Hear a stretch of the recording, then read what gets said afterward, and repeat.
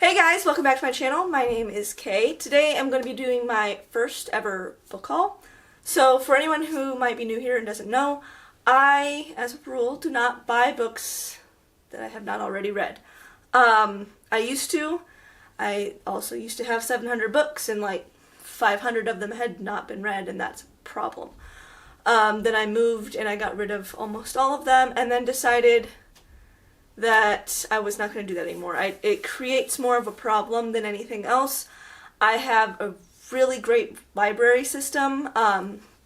Even though my home library does not have a lot of science fiction and fantasy, especially for adults, it's part of a consortium. So all the libraries in, I don't know if it's all of Indiana, but at least like the top half, pretty much all of them are interconnected except for like the bigger cities like Fort Wayne, Indy, South Bend. And so I can go onto the Evergreen system, look up a book and find it, put it on hold, and then whatever library has that book, they will mail it to my library, and then I have it to read. My library also did away with fines, so we no longer get fined if we turn books back in late. And then we also have at my local library a card system where you can turn in requests, fill out a little card with whatever book it is that you're wanting, you can turn it in, and then they will kind of decide if they want to buy it or not. They've been really good about buying a lot of the books that I've requested. I think because I've talked to the coordinator who does the adult books, and she doesn't know anything about science fiction and fantasy, and I don't think anybody else that works there reads it either, so they don't know really anything about it.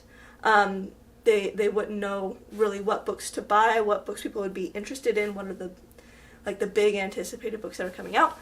So when I make a request, they usually get it. So for instance, The City That We Became by N.K. Jemisin is coming out this coming year.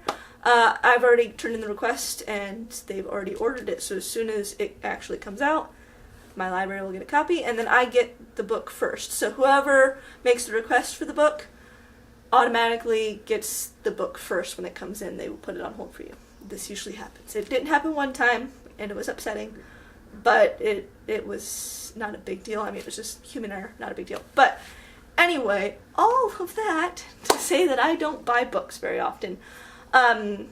Because I've already read all the books, I don't feel as inclined to impulse buy. I'm more patient. I can wait until a good deal comes around, or until I come across a book at, a secondhand shop or whatever for cheap that's in really good condition.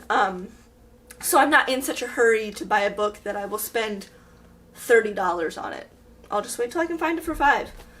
I will also wait until the edition that I want is available, or until they do an edition that I like. So The Night Circus, I'm not a fan of the normal cover on it. So I waited until I found a cover that I did like. It took a long time.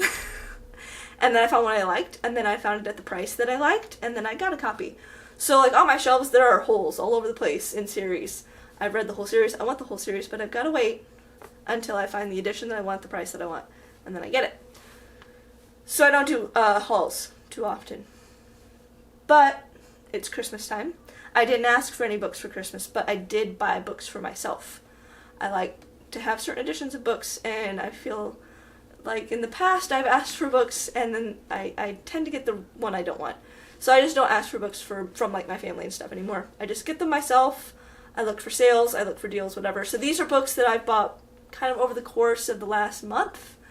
November, December-ish. There's not too many, and there are a couple in the stack that I have not technically actually read yet. Alright, that was long and drawn out and unnecessary. Anyway, let's get started. First up, An Echo in the Bone by Diana Gabaldon, book number, I'm not sure, in the Outlander series.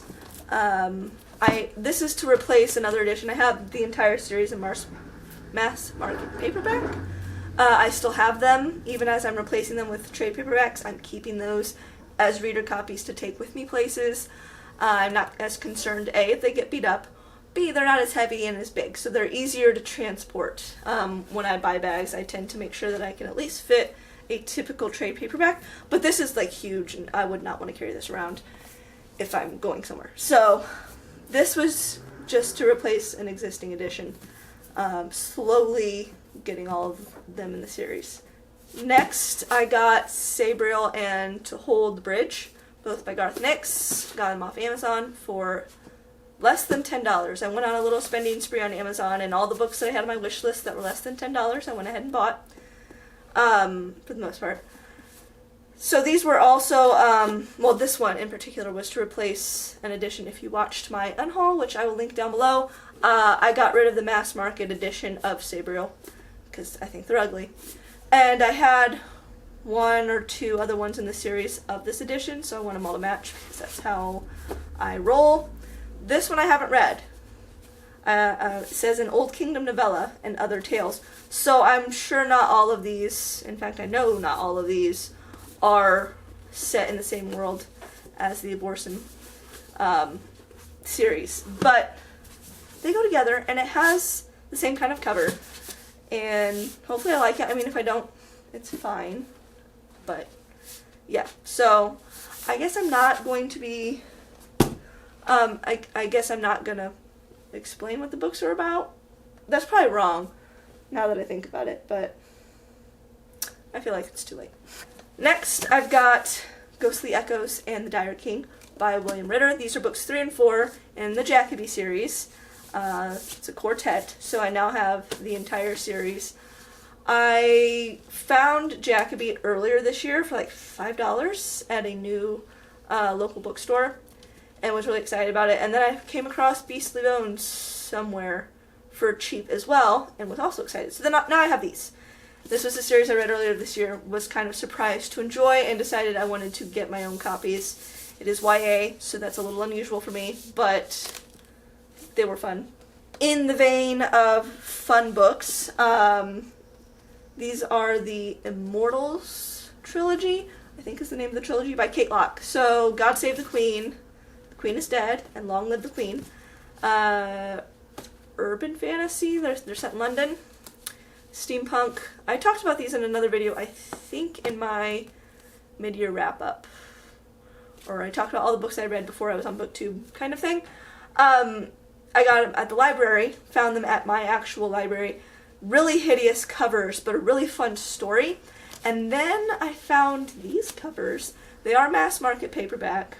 They're like the skinny kind. But the covers are just fun. They're bright. They've got this cool like logo thing. They're a fun book. I feel like I would read these again, especially if I was in like a slump, or if I was just kind of like feeling moody or like kind of down, because they're just fun and uplifting. Next, Skyward by Brandon Sanderson, UK cover. So I got this off of eBay, I think. I don't hate the US cover. A lot of people are like, I hate it, it's hideous, it's ugly, it's awful. I don't agree with that. I just like this better. And I was excited to see that the sequel, Starsight, which I haven't read yet, has the same design, has the same artist, and the same look. I hate when they change a series partway through, and then your books don't match. And then they don't go back and redo the rest of the series previous to that, so people like me who want all of their series and things to match just get left out in the cold and we're neglected. Anyway, but now I have it. It was fun. Also YA. I feel like that's odd. Yeah, I have several YA that I picked up for someone who doesn't tend to like YA. But anyway, this was a fun story.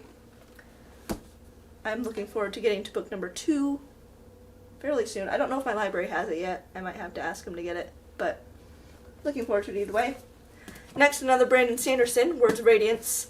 I think this was $7 on Amazon. I have the first 3 of the Stormlight in mass market paperback, but as I've said, I'm not a fan of mass market paperback, so I'm gonna get these in the trade paperback because they're too heavy as hardbacks.